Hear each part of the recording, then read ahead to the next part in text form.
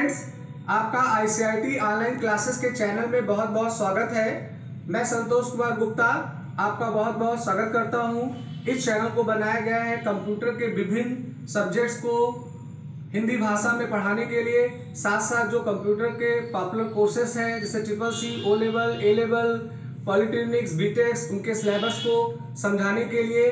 Friends, अगर आपको मेरा वीडियो अच्छा लगे तो आप मेरे वीडियो को लाइक करिए। लाइक करने के बाद आप सब्सक्राइब बटन को सेलेक्ट करिए, आप बेल आइकन को लीजिए, जिससे मैं कोई नया वीडियो बनाऊं तो उसका अलर्ट आपको तुरंत मिल जाया करे। तो चलिए फ्रेंड्स, आज का क्लास मैं स्टार्ट करता हूं।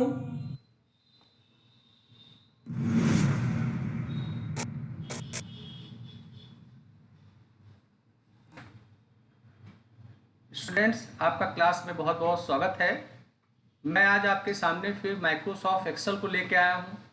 हमारा जो माइक्रोसॉफ्ट एक्सेल है, इसमें बहुत सारे पावरफुल फीचर्स हैं, कमांड्स हैं, जिनकी बारी बारी हम लोग बात करते आ रहे हैं। इसी तरीके से एक फीचर्स इसके अंदर है जिसे हम लोग वाइल्ड कार्ड्स के नाम से जानते हैं।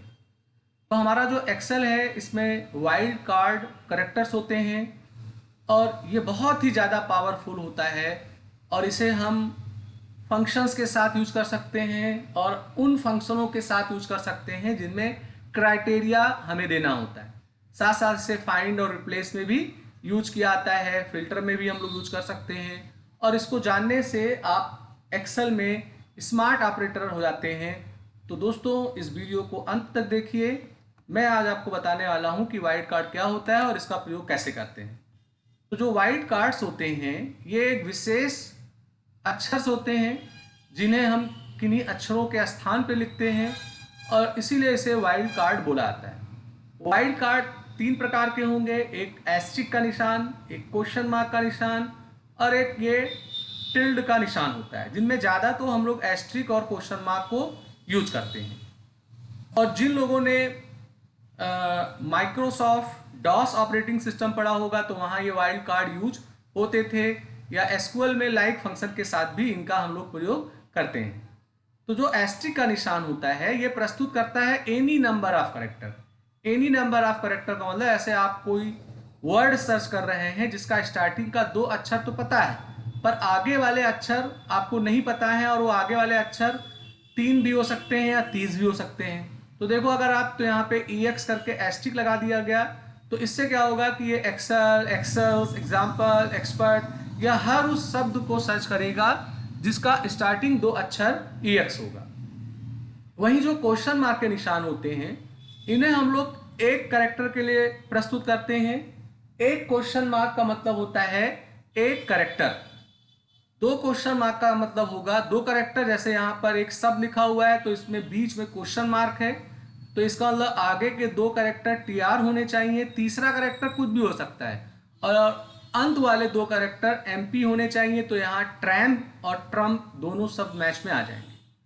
और ये बहुत रेयर केस में यूज होता है टिल्ड वाला।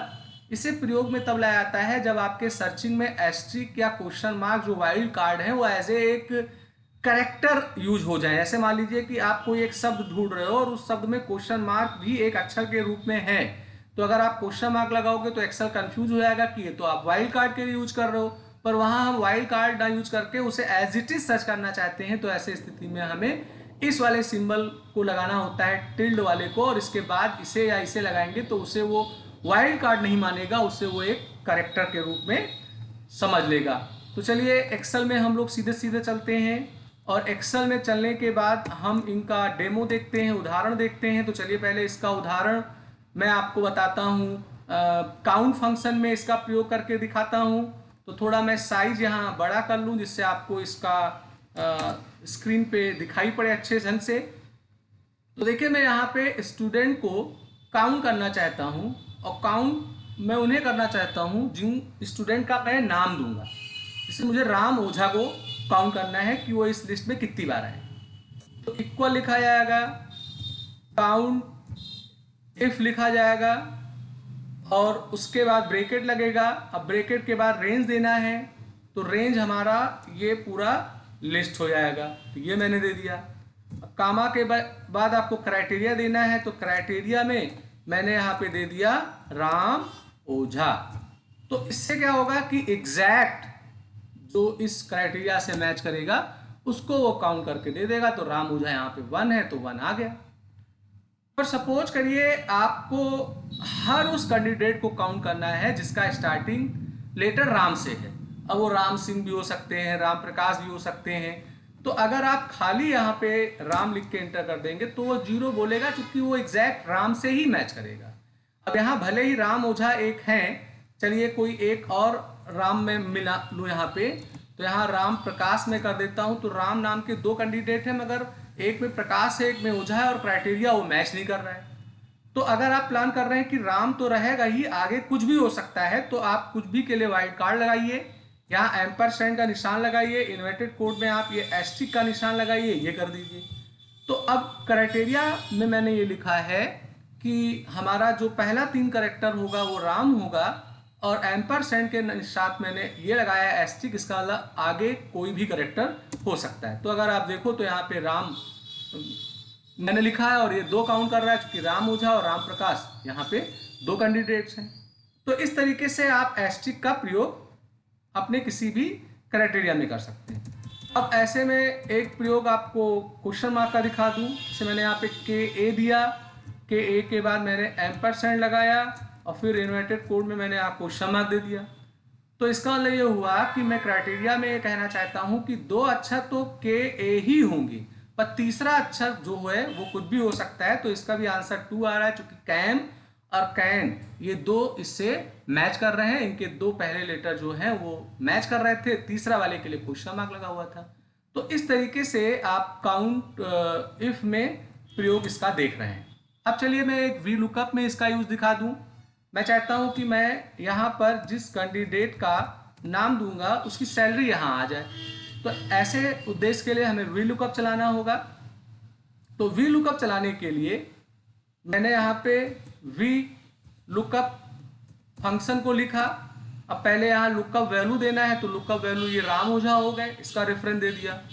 टेबल एरे पूछ रहा है, तो टेबल एरे में आपका ये पूरा रेंज हो जाएगा। अब वो पूछ रहा है कि कॉलम इंडेक्स तो 1 और 2 हो गया, और 0 का मतलब ये अप्रॉक्स मैच करे।